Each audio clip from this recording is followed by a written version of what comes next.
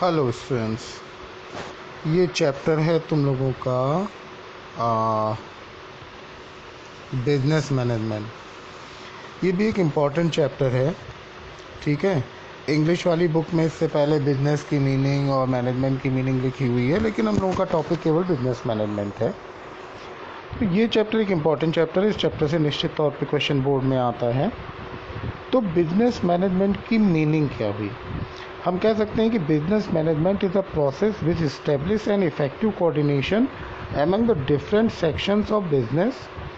इसका मतलब ये हुआ कि हम ये कह सकते हैं कि बिजनेस मैनेजमेंट का मतलब हुआ कि बिजनेस के जो डिफरेंट कंपोनेंट हैं उनके बीच में जो कोऑर्डिनेशन करता है, मतलब जो सही से उनको चलाने में मदद करता है, उसे हम बिजनेस मैनेजमेंट कहते हैं। उद्देश्य क्या होता है कि हम अपना जो गोल है उसको अचीव कर सकें।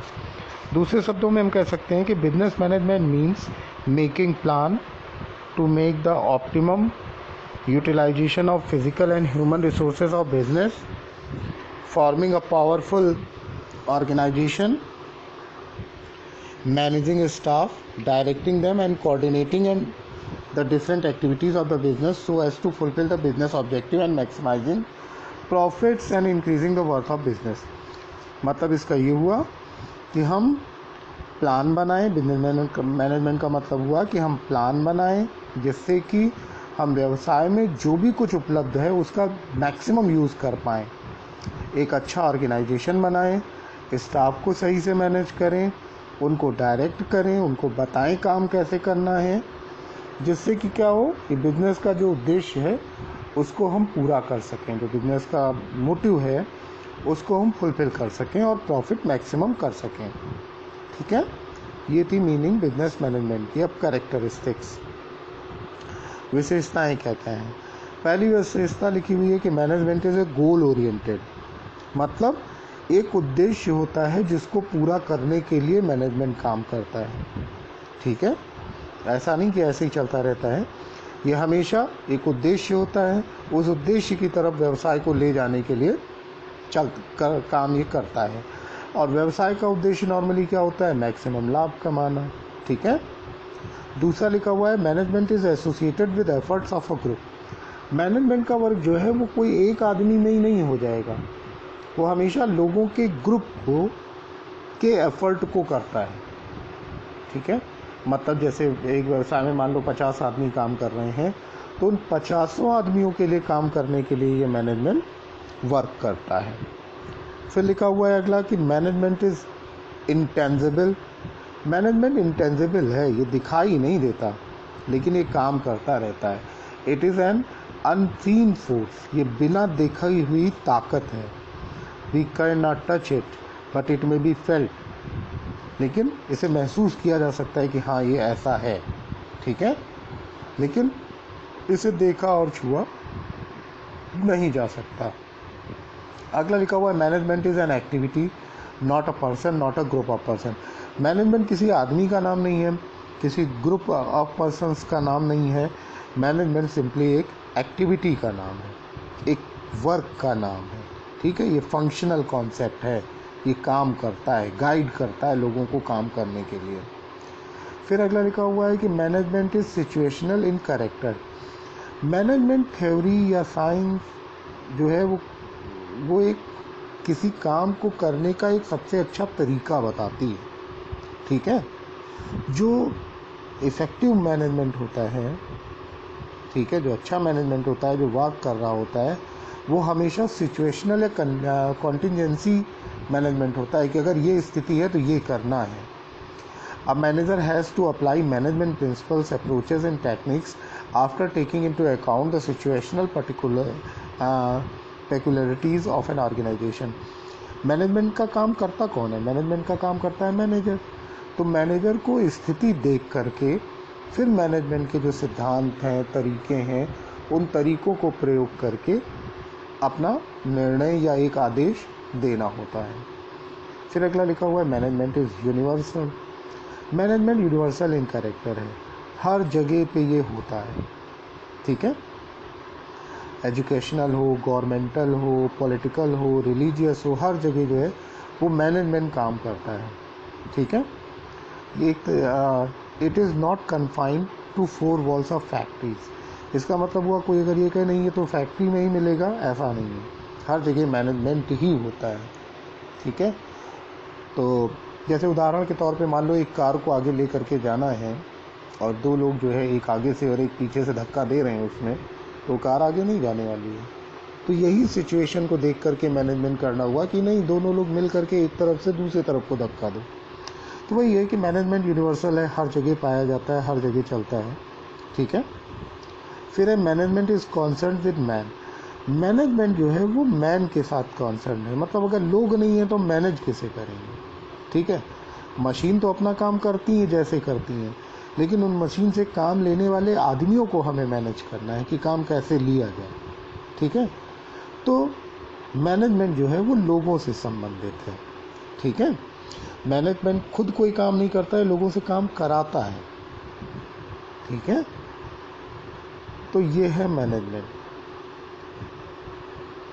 अच्छा, फिर अगला लिखा हुआ है कि मैनेजमेंट हैज़ प्रोफेशनल कैरेक्टरिस्टिक्स। शुरुआत के दिनों में मैनेजमेंट कोई ऐसा मैनेजर कोई ऐसा होता नहीं था, जो मालिक होता था वही ओनर हो जाता था। लेकिन अब धीरे धीरे देखा गया है कि प्रोफेशनल कैरेक्टर हो गया इसमें, लोग इसको पढ़ते हैं, सीखते हैं, फिर आकर के मैनेजर बनते हैं। ठीक है, तो मैनेजमेंट अब प्रोफेशनल हो गया, मतलब पेशेवर नेचर का हो गया है। तो ये अब का पढ़ा जाता है, इसकी डिग्री ली जाती है, फिर उसके बाद लोग आकर के मैनेजर बनते हैं।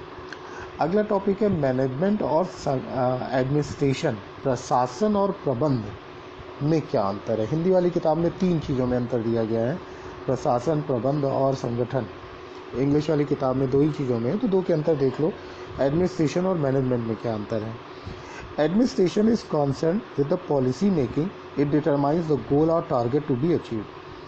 जो एडमिनिस्ट्रेशन होता है वो पॉलिसी बनाने के काम करता है और उद्देश्य क्या है, किस काम को पूरा करना है वो बताता है। मैनेजमेंट क्या करता है कि जो पॉलिसी बनाई है एडमिनिस्ट्रेशन ने उसको इम्प्लीमेंट कराता है, जिससे कि जो उद्देश्य है संस्था का वो पूरा हो सके।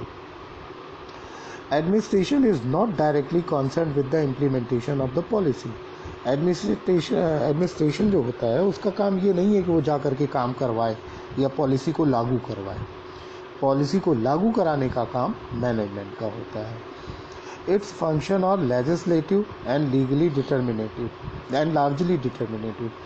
जो एडमिनिस्ट्रेशन के फंक्शन होते हैं वो लेजिस्लेटिव होते हैं, मतलब क्या हुआ, वो लिखा पढ़त में होते हैं, लिखते हैं और थोड़ा बड़े नेचर के होते हैं। ठीक है, मैनेजमेंट का जो काम जो होता है वो फंक्शनल होता है, वो काम करना है, और ज़्यादातर होता है कि वो देखे कि काम कैसे हो रहा है। फिर it is not actively concerned with the direction of human efforts in the execution of the plan और पॉलिसी। एडमिनिस्ट्रेशन का ये काम नहीं होता कि वो डायरेक्टली कंसर्न करे लोगों को इसकी तरफ काम करने को लेके जाने के लिए। ये काम मैनेजमेंट का होता है कि वो लोगों को एफर्ट को देखे कि वो एफर्ट इस डायरेक्शन में हो रहे हैं या नहीं हो रहे हैं। फिर planning and organising functions are involve in it. Plan करना और स्टाफ ऑर्गेनाइज करना, ठीक है, ये काम एडमिनिस्ट्रेशन का आता है। जबकि मैनेजमेंट का काम है मोटिवेशनल, उत्साह बढ़ाना, कंट्रोल करना, ये इसमें आता है।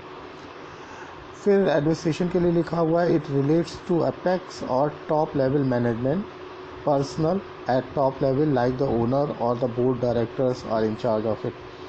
जो एडमिनिस्ट्रेशन होता है ये टॉप लेवल का होता है संगठन में, मतलब बिल्कुल ऊपर वाले लेवल पे एडमिनिस्ट्रेशन होता है, उसके बाद मैनेजर आता है या मैनेजमेंट आता है।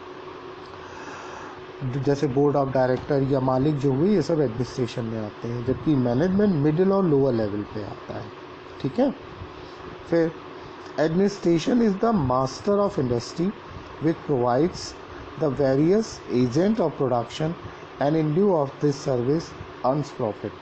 एडमिनिस्ट्रेशन जो होता है वो मास्टर ऑफ इंडस्ट्री, मालिक है। ठीक है, ये बहुत प्रोडक्शन में जिन भी चीज़ों की ज़रूरत है उनको सबको ये प्रोवाइड करता है, और इसीलिए जो लाभ होता है वो इसका होता है। मैनेजमेंट जो होता है वो सर्वेंट होता है, वो काम करता है, वो सैलरी लेता है या उसे प्रॉफिट का एक पार्ट मिल सकता है, इसके अलावा कुछ नहीं होता। फिर है कोऑर्डिनेशन एंड कंट्रोल। एडमिनिस्ट्रेशन जो होता है वो फाइनेंस, प्रोडक्शन, डिस्ट्रीब्यूशन, इनको सबको कोऑर्डिनेट करता है कि रुपए कहाँ से आएंगे, कितना उत्पादन हुआ है, ये कैसे बेचा जाएगा, ये सारा काम वो करता है। जबकि इसका मेन काम वही है जो एडमिनिस्ट्रेशन इसके लिए फिक्स कर दे कि एडमिनिस्ट्रेशन ने जो टारगेट फिक्स किया है हमें वो पूरा करना है। ठीक है। फिर अगला है एडमिनिस्ट्रेटिव वर्सेस टेक्निकल एबिलिटी। ठीक है। जो एडमिनिस्ट्रेशन होता है उसे एडमिनिस्ट्रेटिव क्वालिटी होनी चाहिए, उसके अंदर टेक्निकल एबिलिटी की ज़रूरत नहीं है। ठीक है। लेकिन मैनेजमेंट को थोड़ी बहुत टेक्निकल एबिलिटी की ज़रूरत पड़ती है। फिर अगला लिखा हुआ है एक्सपेंशन ऑफ फंक्शंस। ठीक है। जो ये है एडमिनिस्ट्रेशन है, इसका फंक्शन जो है वो अपर लेवल पे ही खाली एक्सपेंड करता है, अपर लेवल को ही ये करता है। जैसे जैसे नीचे के लेवल में जाते जाएंगे एडमिनिस्ट्रेशन का काम कम होता जाता है, लेकिन मैनेजमेंट का काम ऊपर के लेवल में कम होता है और नीचे के लेवल पे बढ़ता जाता है। Government versus private sector. The term administration is use mostly in government और पब्लिक सेक्टर। एडमिनिस्ट्रेशन जो है ये जो है नॉर्मली गवर्नमेंट और पब्लिक सेक्टर जो है उनमें ज़्यादा पाया जाता है, जबकि मैनेजमेंट जो है वो जो है प्राइवेट सेक्टर में बहुत मिलता है। Static versus dynamic. एडमिनिस्ट्रेशन जो होता है उसका उसका जो स्फेयर है, मतलब उसका जो क्षेत्र है वो फाइनिट एंड स्टैटिक है। ठीक है।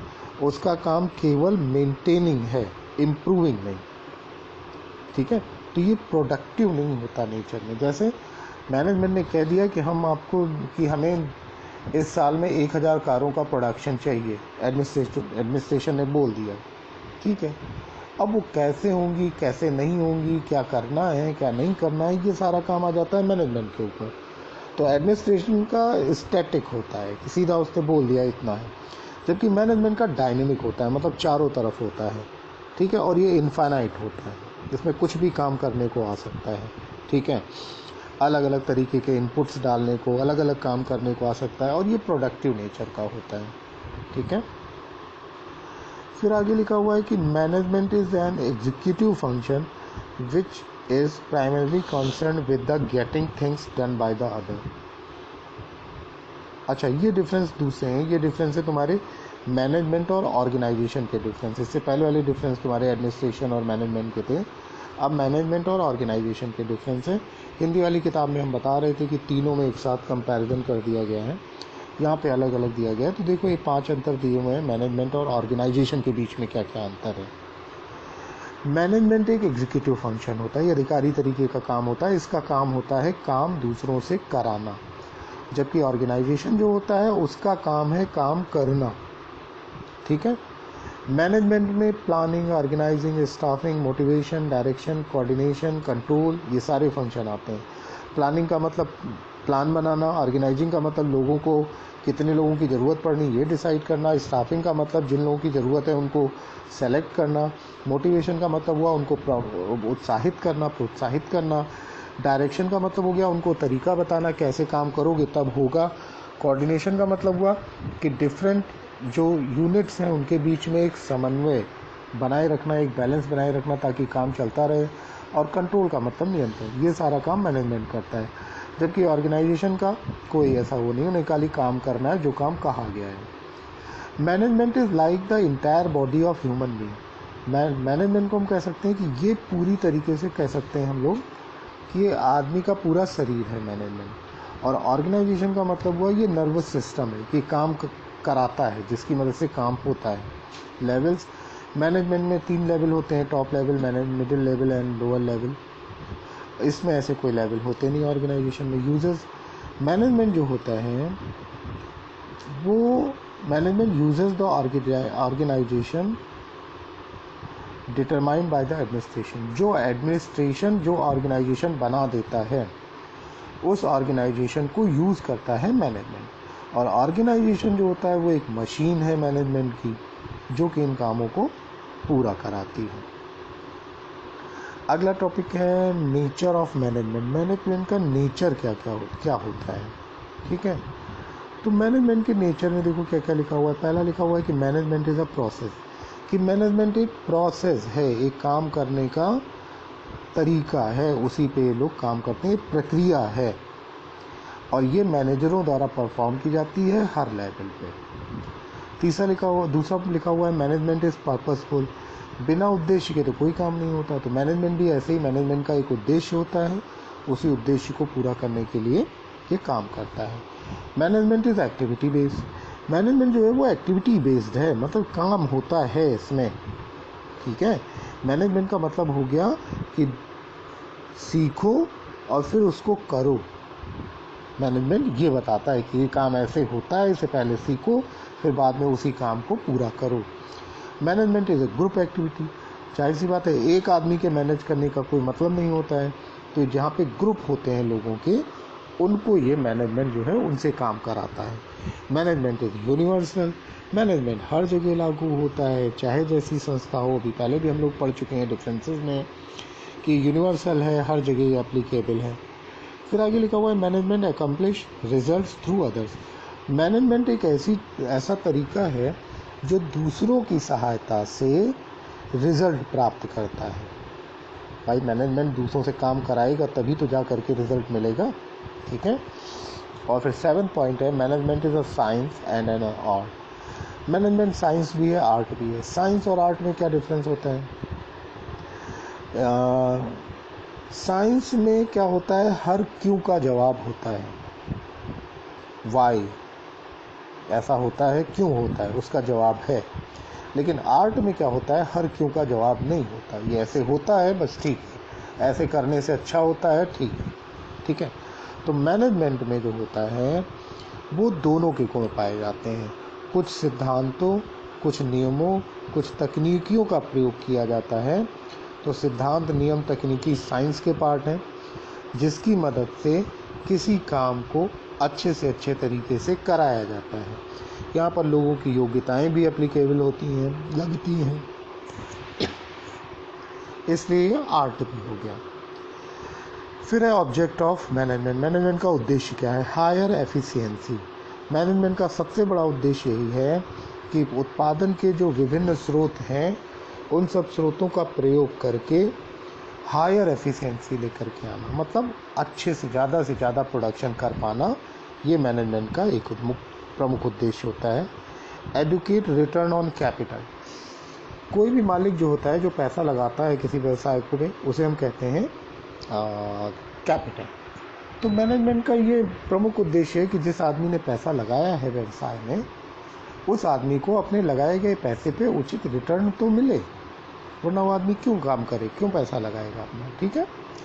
कंट्रीब्यूशन टू नेशनल गोल, जो राष्ट्रीय उद्देश्य हैं, देश के हित के उद्देश्य हैं, उनको पूरा कराने में भी मदद करे। देश की जो रिसोर्सेज हैं उनको सही से यूटिलाइज करे, ठीक है।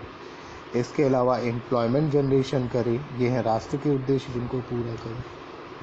अगला लिखा हुआ है 4था point, relation with suppliers, management का ये भी एक काम है कि अपने उद्देश्य को पूरा करने के लिए जो उसके सप्लायर हैं, सप्लायर का मतलब जो उसे रॉ मटेरियल वगैरह अवेलेबल करा रहे होंगे, उनके साथ इनके रिलेशन अच्छे रहें, जिससे कि प्रोडक्शन का वर्क चलता रहे। बेटर वर्क फोर्स, ये भी मैनेजमेंट का एक काम है कि उसके यहाँ जो काम करने वाले लोग हैं वो बेटर हों, अच्छे लोग हों जो काम कर रहे हों। तो अच्छे लोगों को काम पे रखना भी मैनेजमेंट के ही काम में आता है, मैनेजमेंट के उद्देश्य में आता है।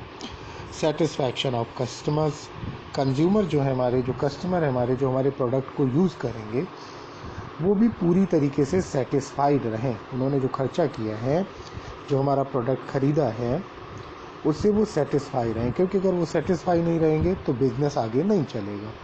बेटर वर्किंग कंडीशन, ये भी एक इम्पॉर्टेंट काम है मैनेजमेंट का कि जो उसके यहाँ काम कर रहे हैं उनको सबको एक अच्छा वर्किंग कंडीशन प्रोवाइड करे, क्योंकि अगर वर्किंग कंडीशन बेटर नहीं होगी तो लोग काम कहाँ कर पाएंगे सही से, लोगों की एफिशिएंसी डाउन होगी, प्रोडक्शन डाउन होगा, ठीक है। अगला टॉपिक है स्कोप ऑफ मैनेजमेंट, क्षेत्र क्या क्या है, इनको स्कोप या काइंड भी कहते हैं, प्रकार भी कहते हैं, ठीक है। स्कोप का मतलब हो गया कहाँ कहाँ पे मैनेजमेंट वर्क करता है, काइंड का मतलब हो गया मैनेजमेंट कितने कितने प्रकार का हो सकता है, तो लगभग एक ही जैसी चीज़ें हैं। तो एक नॉर्मल एक बिजनेस में इतने हो सकते हैं। पहला जैसे लिखा हुआ है प्रोडक्शन मैनेजमेंट, ठीक है। तो अगर मान लो किसी फैक्ट्री में प्रोडक्शन का काम हो रहा हो तो वहाँ पे भी मैनेजमेंट की ज़रूरत पड़ती है। वहाँ मैनेजमेंट को डिसाइड करना पड़ता है कि कितना हम प्रोड्यूस करें, ठीक है, जिससे कि हम भविष्य की जो डिमांड है उसको पूरा कर सकें। जॉब एनालिसिस, कैसे काम दें लोगों को, लोगों ने क्या काम किया है, क्या क्या डिफरेंट डिसीजन लेने पड़ेंगे उसके रिगार्डिंग, जिससे क्वालिटी बनी रहे, ये सारा काम प्रोडक्शन मैनेजमेंट के अंतर्गत आता है। फाइनेंशियल मैनेजमेंट, जैसा कि इसका नाम है, फाइनेंशियल मैनेजमेंट जो होता है वो फंड की अवेलेबिलिटी और उसकी रिक्वायरमेंट को वर्क करता है, ठीक है। बहुत सारे तरीके लगाए जाते हैं, जैसे बजटरी कंट्रोल हो गया, कैश बजट बनाना, ठीक है। इनकी सबकी मदद से क्या होता है, ये पता किया जाता है कि हमें कितना फाइनेंस चाहिए और कितने फाइनेंस की हमें ज़रूरत पड़ेगी।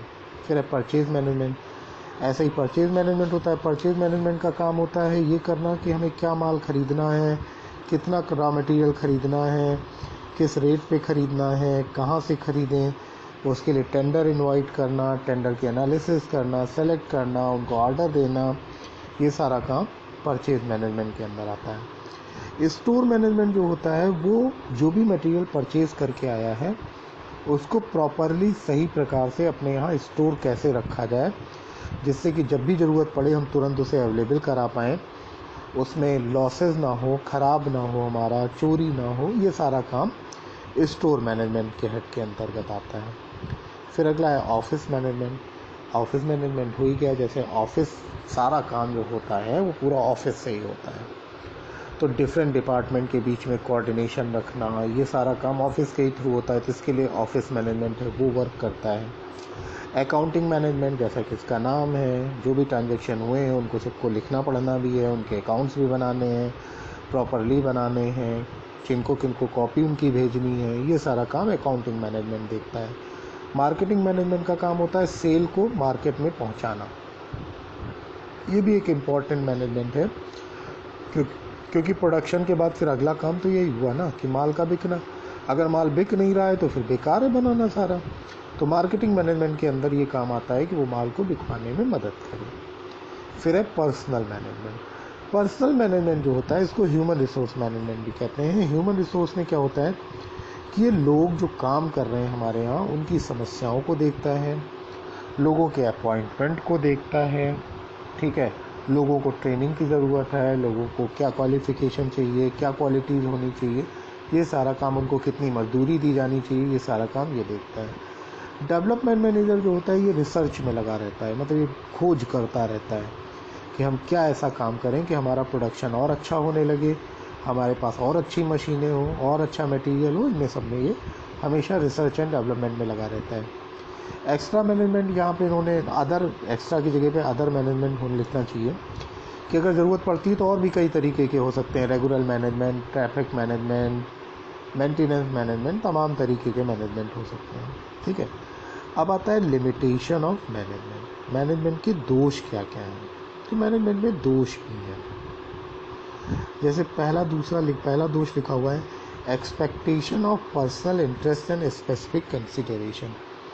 कभी कभी क्या होता है कि मैनेजर जो होते हैं वो आवश्यकता से अधिक या अपना पर्सनल इंटरेस्ट रखते हुए बहुत ज़्यादा दबाव डाल देते हैं, ठीक है।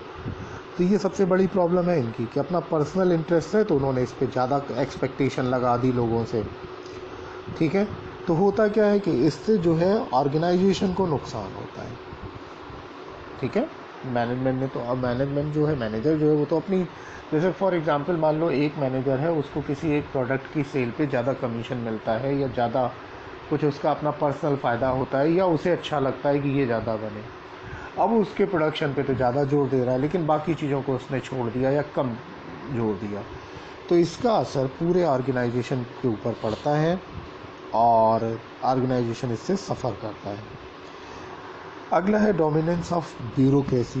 ये लाल फीता शाही हिंदी में से कहते हैं कि अवसरवाद हो जाता है कि जो मैनेजमेंट है वो अपने आप को जो है ब्यूरोक्रेट मानने लगता है कि अरे वो तो अधिकारी है, ठीक है। तो इससे होता क्या है, अच्छा होता क्या है कि जो एडमिनिस्ट्रेशन होता है, जो ओनर होते हैं बिजनेस व्यवसाय के, वो डायरेक्टली कांटेक्ट में रहते हैं मैनेजर के। तो मैनेजर जो कहेगा, मैनेजर जो बताएगा, उन्हें सलाह देगा, वो मानेंगे। तो मैनेजर जो होता है वो निरंकुश हो जाता है एक तरीके से, ठीक है। तो इसका भी बुरा असर पड़ता है। Lack of stability in the principle of management, एक ये भी सबसे बड़ी लिमिटेशन है कि मैनेजमेंट के जो प्रिंसिपल्स हैं वो कोई ऐसे प्रिंसिपल्स नहीं है कि जो एक जगह हो रहा है वो हर जगह या हर स्थिति में लगेगा।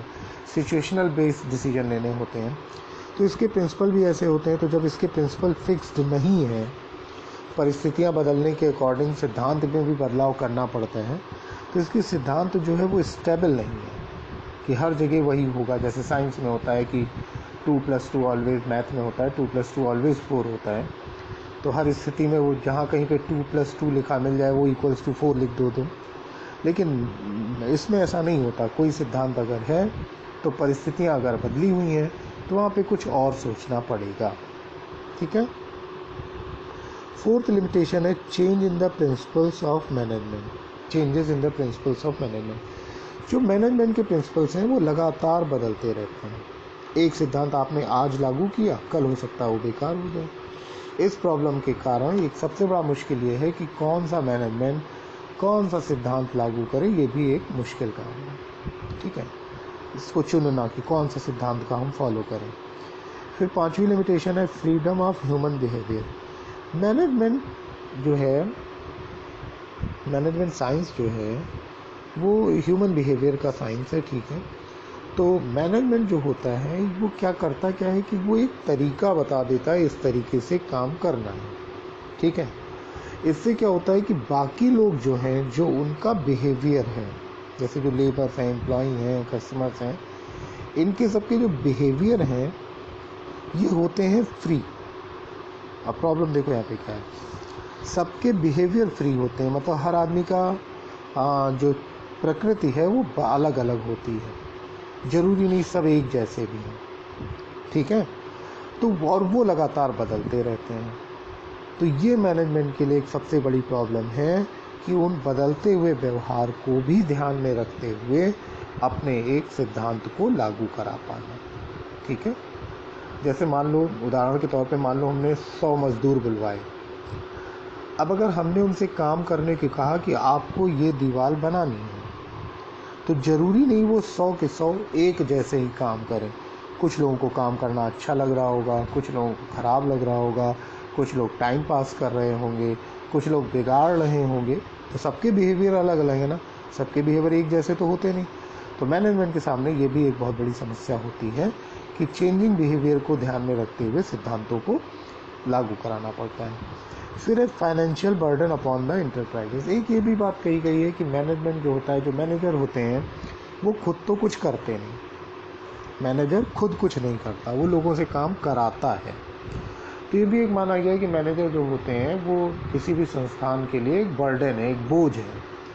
इनको पैसा भी ज़्यादा देना पड़ता है क्योंकि इनकी प्रोफेशनल नॉलेज होती है, इनकी अलग तरीके की नॉलेज होती है। तो ये पैसा ज़्यादा लेते हैं। पैसा ज़्यादा लेने के कारण जाहिर सी बात है जब खर्चे बढ़ जाएंगे तो प्रोडक्ट की कॉस्ट बढ़ जाएगी। तो बहुत सारे इस तरीके के वो हैं और इनका कोई डायरेक्ट इन्वॉल्वमेंट होता नहीं है, सीधे तौर पे खुद कुछ नहीं करते हैं।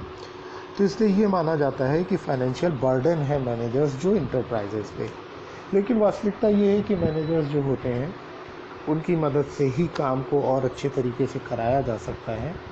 तो ये बर्डन नहीं है, बल्कि ये एक अच्छी तरीके से काम को स्मूथली करा पाना, जिससे कि जो रिक्वायर्ड ऑब्जेक्टिव है उसको पूरा किया जा सके, लाभ कमाया जा सके, इसमें मदद करते हैं। इसलिए इन्हें बर्डन नहीं मानना चाहिए। ये आप लोगों के चैप्टर का आधा हिस्सा था लगभग। अब इसका बाकी पार्ट दूसरे वीडियो में होगा।